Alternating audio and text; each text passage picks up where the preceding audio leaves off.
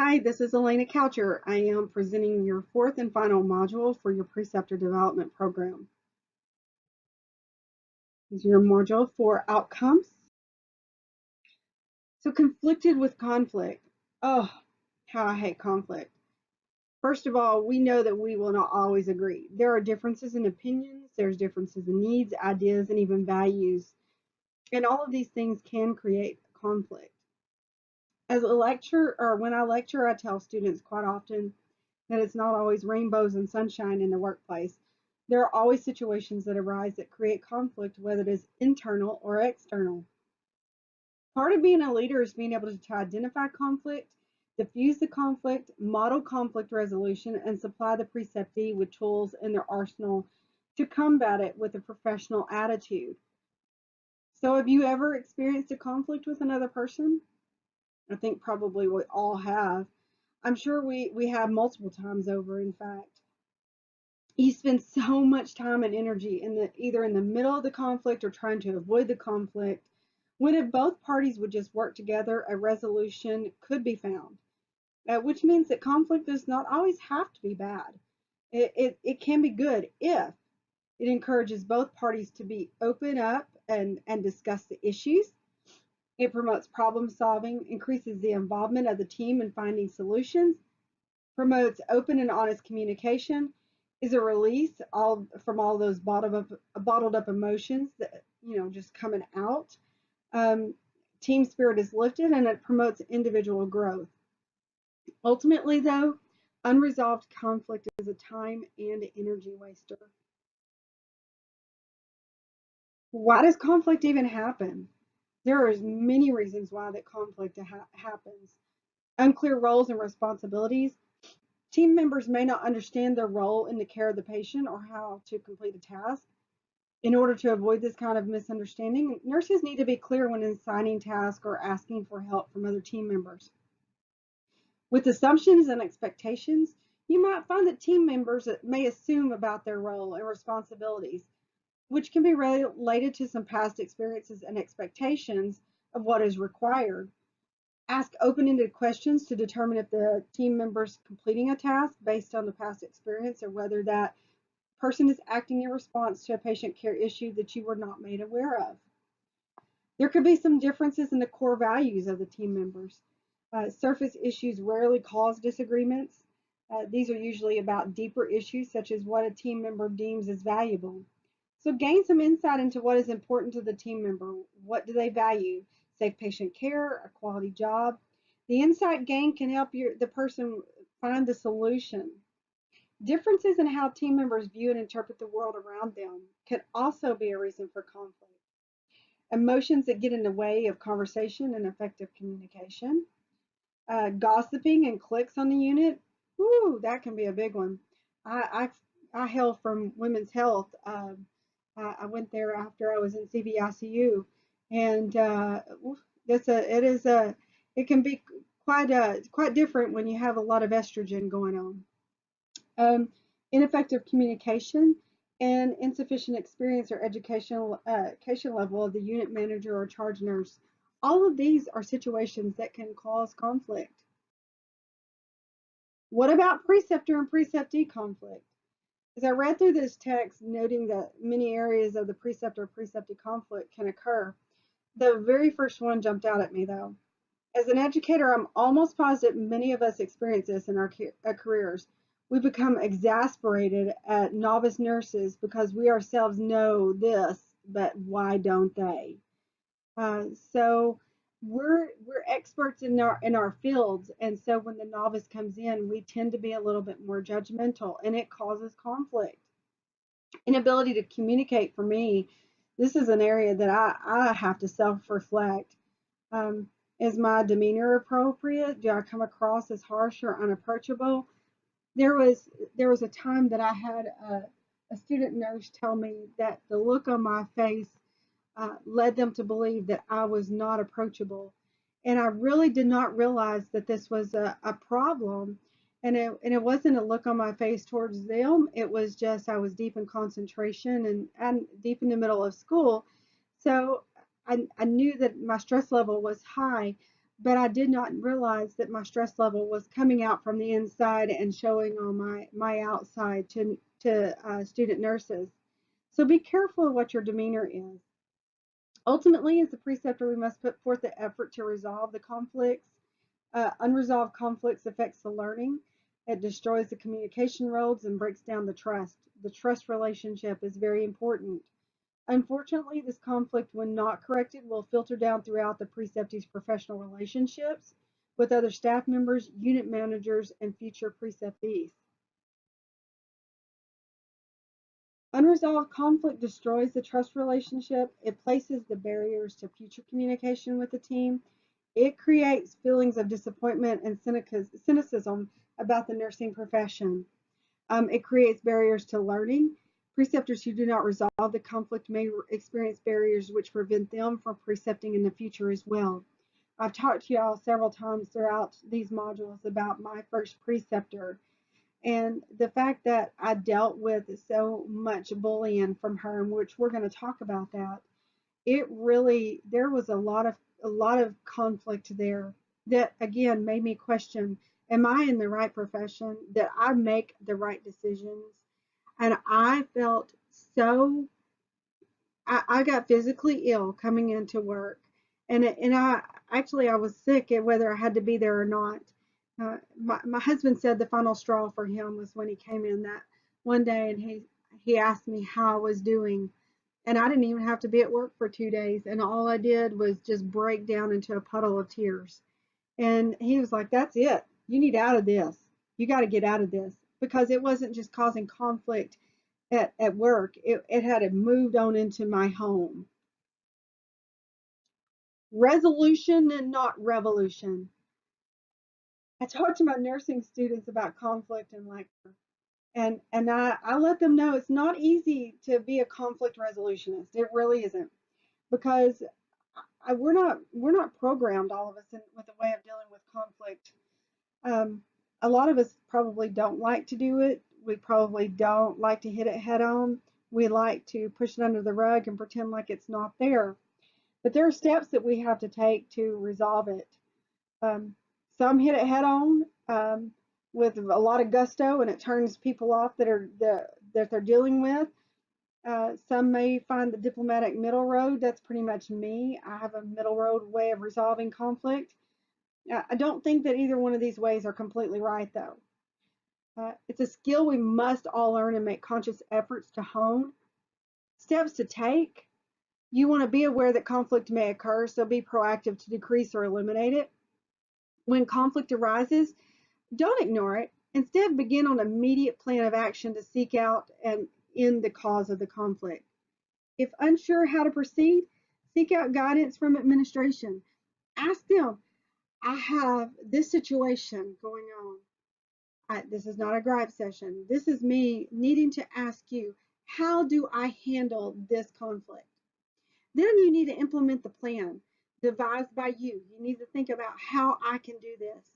You and the preceptee or you and the administration need to figure out a way to resolve that conflict. If you, the preceptor, are unable to resolve the conflict, then it may then need to be turned over to administration. But the goal is to fix it and not lose the preceptee. Preceptees should not be made to feel fear or retribution. Instead, they should be made to help. It should be made to help them, and they should grow from it because it should be a learning opportunity. So this brings us to bullying and nursing. Bullying is psychological violence. It's also known as incivility, but incivility is work behavior that is rude or undignified. Uh, Horizontal violence is a term that is often used to describe peer-to-peer bullying, and I believe that Baptist, if you look on the online at the policies, they do have a policy against horizontal violence. There is a workplace bullying institute that reports greater than 60% of those experiencing bullying will leave their job. And in nursing, you hear the term, we eat their young, we eat our young. This is what that is. This is that bullying that happens. It's not acceptable to bully, and it's not acceptable to eat our young. Um, During my master's, I completed a qualitative study on horizontal violence in nursing. I was looking to hear the voice of the nurse. I wanted to know what the nurse had to say. What was it? And interestingly, I ended up interviewing a diploma RN, a BSN, and a master's prepared nurse. And it was just by chance. I didn't ask for it.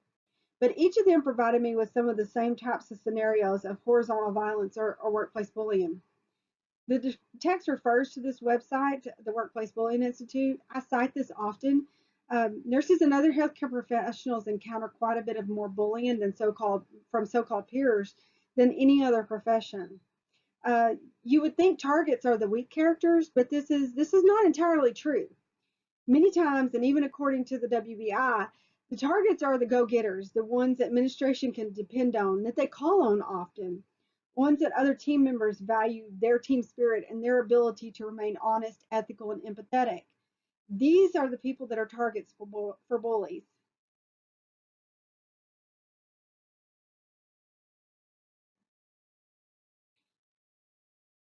So causes, you might have some unsympathetic leadership. It's my way or the highway.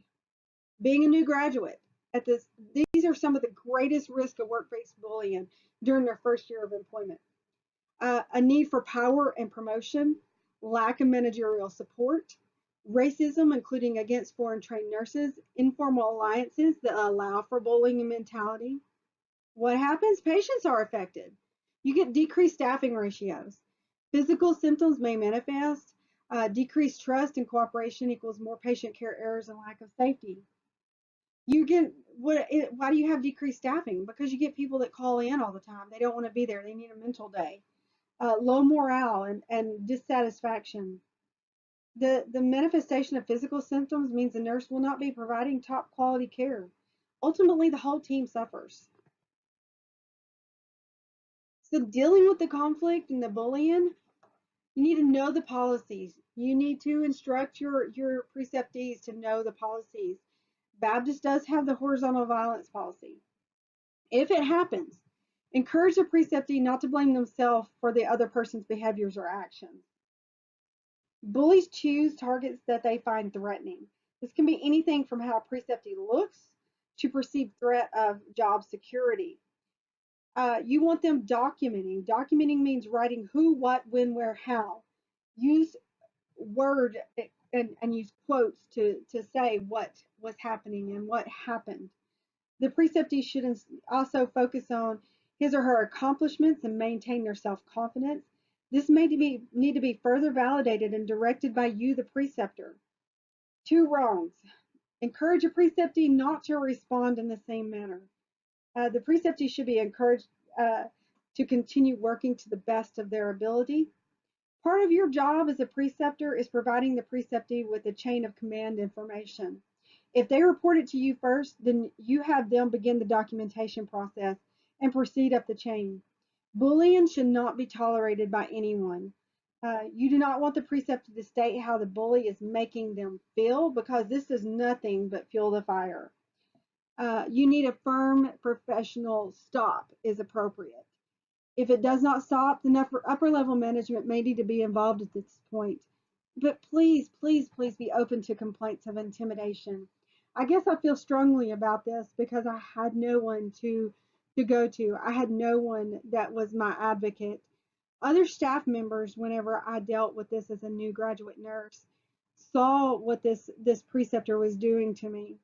Um, they would not say anything to anyone other than me. They would come up and validate with me and say, "We're sorry that she's doing this to you," but they would not validate this to administration. And so I had no one advocating for me. As a preceptor, I need you to advocate for your preceptees. Do not allow them to be intimidated and bullied by anyone.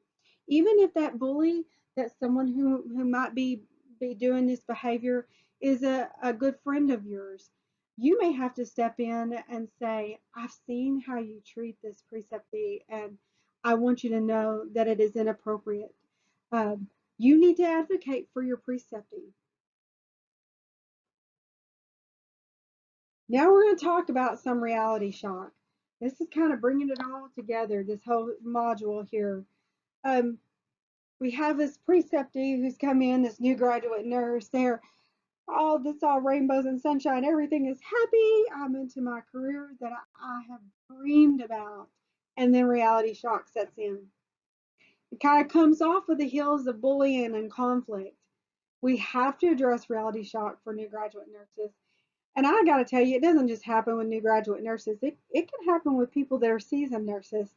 Recently, my daughter had a job change. She's a nurse, and so she chose to go to a different place to work. And when she did, she was expecting that she was going to be getting off at 4:30 every day, and instead she's been working till 5 or 5:15. Doesn't seem like much, but for her with two small babies, there was that all of a sudden, bam, reality shock of my expectations were not met, and so I'm deep in the middle of this. So do you all remember graduating nursing school, maybe getting into a new job? Then you head out into the world to become a real nurse. Reality shock does not happen right after graduation or even during the preceptored experience. Instead, reality shock happens many times when the preceptee is on their own. And that's when you need to be practicing those mentor behaviors with them so you can recognize that this is something that they're going through. The businessdictionary.com says that it's an unsettling or jarring experience resulting from wide disparity between what was expected and what the real situation turns out to be, such as the first day of a new job. In nursing, this usually occurs at the 3 to 6 month mark. So, around the time that they're getting ready to move out of their preceptorship, they're starting to show signs of reality shock. What reality shock does is cause self doubt, it creates stress, and it leaves them feeling that they need to leave this chosen profession. Maybe they just made the wrong decision, period. Some causes of reality shock: feeling that the real world of working in healthcare is not similar to that was taught in the nursing school. The reality shock in nursing school is that educators give nurses a standard picture.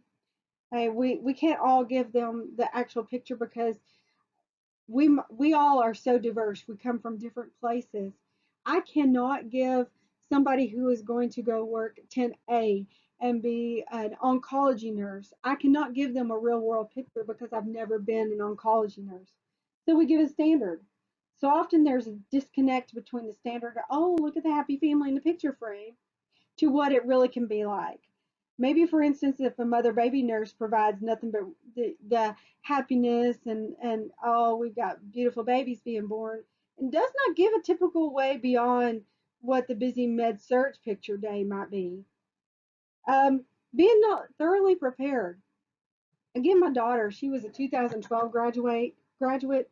She went to work on a really busy med surg floor at another hospital. They provided them, excuse me, with a very lengthy preceptorship up to like 20 weeks. At the 16-week mark, she was 4 months in. Your preceptor said, "You know, you what? You're really doing good. You're ready. I'm going to suggest that on the next schedule, we go ahead and move you out of progressive orientation, and you start taking these nurses, these patients on your own." And so she freaked out. I mean, freaked smooth out. And it happens. She thought she wasn't prepared enough to be a nurse by herself. So they become very dependent on you, even though you've been moving them to independence. And so they might feel like they're not prepared. Shortened times of orientation. There was a time, and that was here at Baptist, right before Epic went live, that we did this to our new nurses. We barely got them out the door before we were pushing them out to be prepared to go live as warm bodies on the floor. I had a personal stake in this, and I'm going to call it a negative behavior. Um, but these were my graduates. I felt like these were my babies. And I can't tell you how many of them that I knew and I heard from that had walked out before a year was up because they were overwhelmed with their lack of preparation. So now we're going to talk about the phases of reality shock. The first phase is a honeymoon. This is my favorite saying, I guess. It's all rainbows and sunshine. The preceptee is eager to learn. They're happy. They're enthusiastic. They're highly focused. They're focused on developing their skills.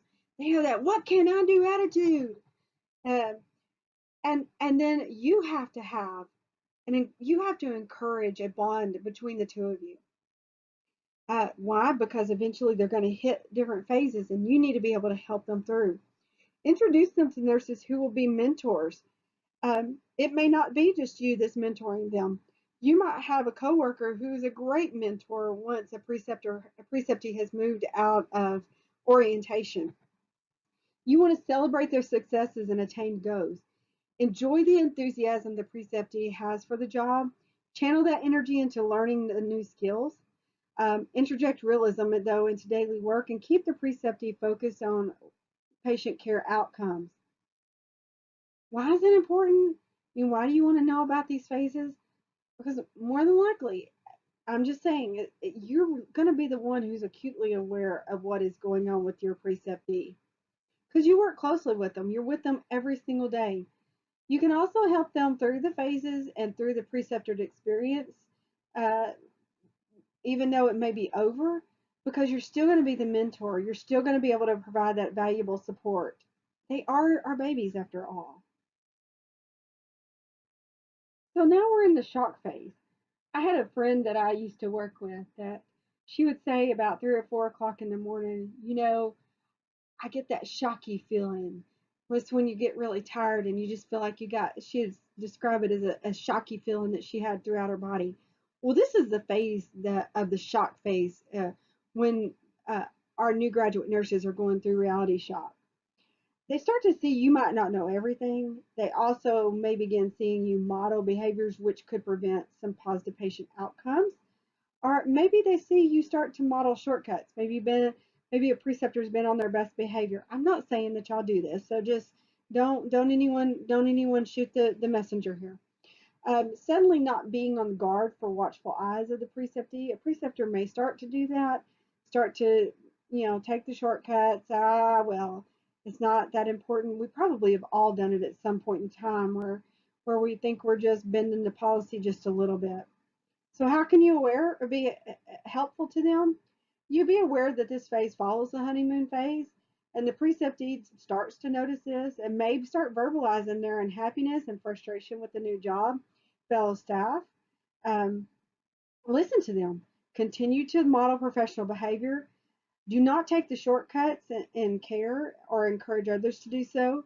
Encourage leadership when there are complaints about, maybe if they have complaints about supplies. I don't see that as a problem up on BHEC. Everything seems to be up there, but I don't work up there all the time. But y'all may find that there's something that y'all run out of often, and so consequently everybody gets frustrated by it. And also everybody needs to vent at times. So let your preceptee vent. Let them vent those frustrations, but don't let it be a gripe session. Encourage them to vent and find constructive ways in which to help them to problem solve.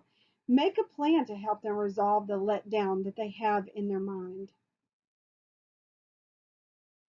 During the recovery phase, um, they begin to understand and realize there are both positive and negative aspects of the profession. They also start to look at ways to work on improvement. They realize some things will not be able to change, so they must adapt. Asadico suggests we treat the preceptee with kindness and respect, help them deal with their situations that they're seeing realistically, encourage leadership with having the preceptee document any improvements that they might see that needs to go on. This is moving them towards professionalism and building portfolios as well. Don't let your preceptee go out on their own unless you're sure they're ready. Again, you need that documentation. Be their advocate during and after the preceptorship. Don't engage in gossip and speaking badly about other team members. Be respectful in words and actions. And finally, my most favorite is use your sense of humor. I think I had this in Module 1. Help them to regain theirs as well. Sense of humor is a wonderful thing to have. And it kind of helps you to kind of just relax and be light. So in the resolution stage, resolution can be a danger stage if the preceptee was not led appropriately through the earlier stages. During the resolution, they may adapt or adopt the just give up or give in attitude and take on the poor work ethic modeled just so they can fit in. So how can you help in this phase? Teach them how to manage the conflict, and remember the previous slides on conflict. Assist the preceptee with problem solving. Point out what is working well and continue to celebrate successes and goals. Help the preceptee to identify resources that may be of assistance so they can resolve conflicts and work through those issues. I would highly recommend, and Sayoko does as well, that as a preceptor you read Patricia Benner's book, From Novice to Expert. Y'all, it was written in 1984, but this book is still very relevant today. Ultimately, through all phases, make sure you provide guidance, reassure the preceptee that reality shock is pretty normal, and all nurses at some point in time experience it with some varying degree.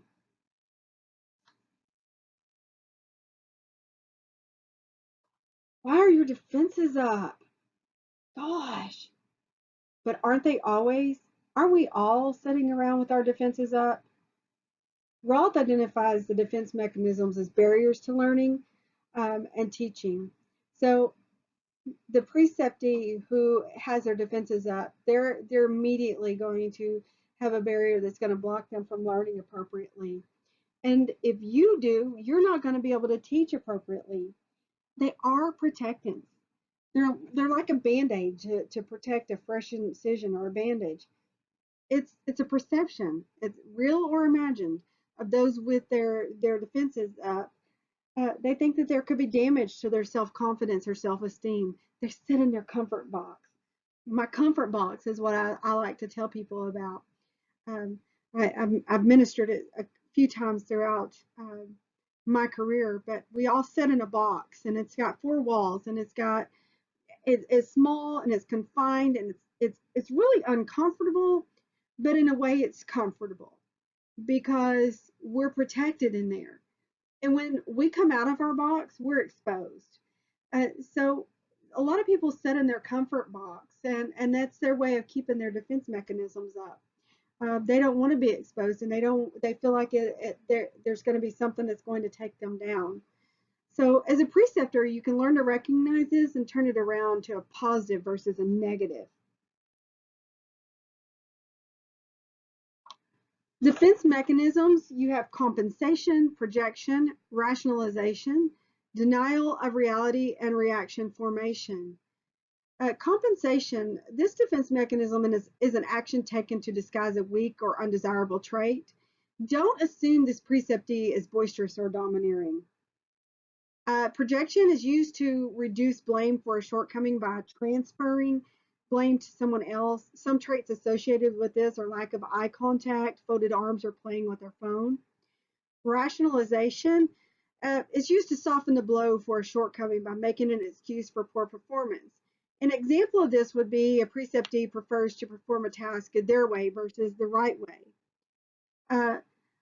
So denial of reality, that is employed to ignore or refuse to believe undesirable realities. They will decide the objective evidence does not exist. Reaction formation, I just don't care what others think. And in reality, they actually do care, but they don't want to admit it.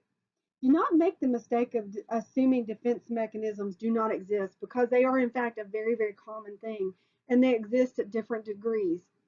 The challenge is being able to mitigate or alleviate them, but first you have to be able to recognize and acknowledge that they are in existence.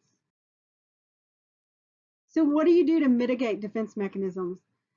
First, you have to establish learning expectations and goals. Why?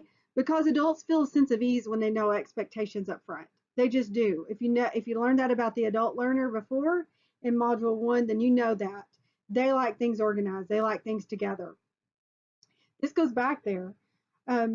Second, establish a safe haven for learning development. Modeling on-time behavior, warm greetings, keeping confidentiality, and showing respect. Again, this is building trust. Third, mistakes are going to happen. They absolutely just going to happen. Is it normal to make mistakes? Yes. And I think we have to say that. You have to please alleviate the fears and explain that to the preceptee. You got to look at your preceptees as delicate plants. Protect the plants from hailstorms, shield them from too much sun, water, then cultivate them. And and do to them what you would want done to you.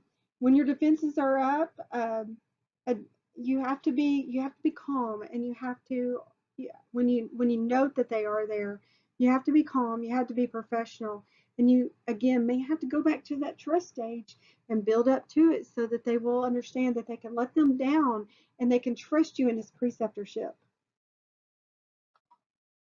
So here's some difficult situations, preventing med errors. Just kind of wanted to touch on a few things. We pass meds like it's second nature. Preceptor must take time with the preceptee to ensure they know what's being given, why it's being given, how to give it. Before they administer medications, remind them that they are the last line of defense in medication error prevention. And what about postmortem care? Is it natural to want to care for the body after death? Absolutely not. Encourage the preceptee to perform it. This is one place that I know that is done quite often. So, but don't leave them alone. Make time for the preceptee to decompress after they have witnessed the passing of a patient. Encouraging professionalism, growth and development portfolios. Y'all, that orientation manual, they have a section in there for this. Nurse preceptors should build time into the orientation to address the portfolio development. Help them in determining what goes in there. Look at certifications, wherever a preceptee works, there are always options for certifications. Ensure the preceptee is made aware of what is available at BHEC. And going back to school, more and more new graduates, diploma and associate degree nurses are opting to return to school and further their education. So support this in your preceptee and for yourself as well. Let's address some preceptor burnout real quick. Ladies and gentlemen, burnout happens. Why? According to the text, lack of training in how to be a preceptor, lack of monetary compensation for precepting, lack of advance notice of precepting assignments, the feeling that a preceptor will not be able to properly precept another nurse while still caring for his or her own assignment patients, added a workload and additional responsibilities. So what can you do? Much of what helps to prevent it resides with the hospital, but one way was developing an additional preceptor workshop. Um, Look at providing you with clinical ladder steps, and I'll talk about that on the next slide. You are a specialist. It's exhilarating. It is fulfilling. It is stressful. It is challenging, and it is exhausting. If it is done well, precepting definitely takes additional time, energy, and focused thought. So for renewal, be engaged with one another, be a leader, and initiate meetings to provide time for peer discussions and debriefings. There may be something that someone needs to learn from you that you've dealt with the preceptee. I think as preceptors, because it's a specialized practice, y'all should get together and y'all should have meetings and y'all should be together as a group and communicate and exemplify professionalism and respect. Also forgive that things happen and bad things do occur, and let it go. Leave work at work and accept what cannot be changed. The AAPA, the American Academy of Preceptor Development, I have included a link on here for you. Um, this information this website is about certification and advancement and will be provided. I'll also provide it to you, and I'll provide it to administration as well. It's a way to recognize your excellence in precepting. The AAPA vision is to be a preeminent leader in advancing preceptors through certification and meaningful recognition of preceptor specialty practice. I like a quote that they have on their website. The capacity to watch over and guard the well-being of others is an important gift and one that is learned with great difficulty. For it is one thing to see the situation others are in, but it is quite another to care about them, to want to help, and yet another to know what to do. So finally, ask yourself, Psycho suggests a new nurse ask specific inward questions, but I want to challenge you to ask these same type of questions. What must I do to become the type of preceptor I really want to be? And what must I do so that preceptoring abilities contributes to new graduate nurse growth and contributes to positive patient outcomes? Strive to make a difference in the life of the preceptee. Strive to make a difference in your own professional life. You all have a unique set of skills. I love all of y'all. I think y'all are great preceptors. I think y'all are all great nurses. Um, but I want y'all to build yourselves up, and I want y'all to build your team of preceptors, and I want y'all to work together. Um, and I want you to move your new graduate nurses through at BHEC and build them into the best nurses that they can possibly be. Now this will lead you back to the Net Learning site where you will have a 9-question competency exam.